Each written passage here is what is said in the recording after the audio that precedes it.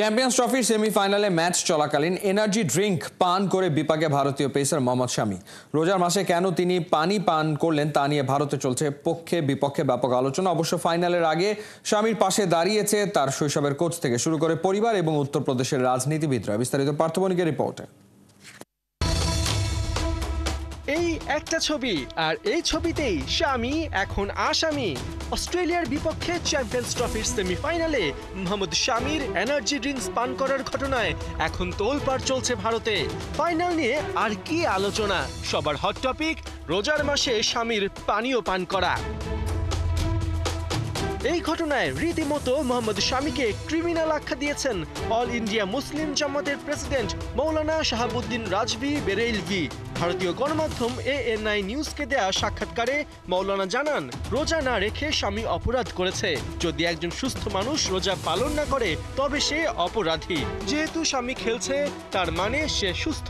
এমন অবস্থায় রোজা পালন না করে সাধারণ মানুষকে সে ভুল বার্তা দিয়েছে। আল্লাহর কাছে তাকে জবাব দিতে হবে।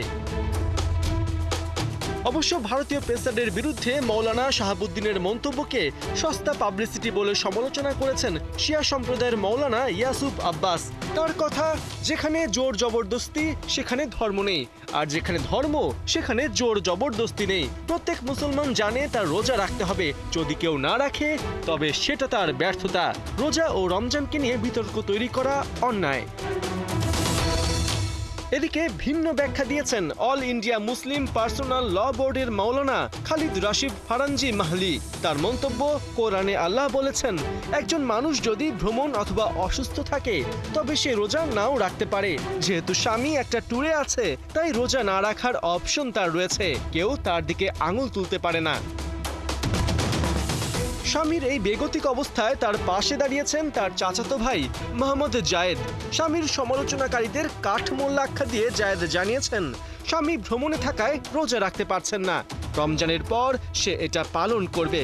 সমালোচনা যদি করতেই হয় তবে পাকিস্তানি ক্রিকেটারদেরও করা উচিত, তাদের অনেকেই তো রোজা না রেখেই খেলেছে। ভারতীয় পেসারের পাশে শুধু ধর্মীয় ব্যক্তিত্ব কিংবা পরিবার নয়, ঢাল হয়ে দাঁড়িয়েছেন তার ছেলেবেলার কোচ বদরুদ্দিন সিদ্দিকী। জানিয়েছেন দেশ সবার আগে। অন্যদিকে উত্তরপ্রদেশের মন্ত্রী দানিশ আজাদ আনসারি শামির প্রতি সহানুভূতি জানিয়ে বলেছেন, গোটা দেশ ও মুসলিম সম্প্রদায় তার পাশে আছে। পার্থ বণিক, ৭১।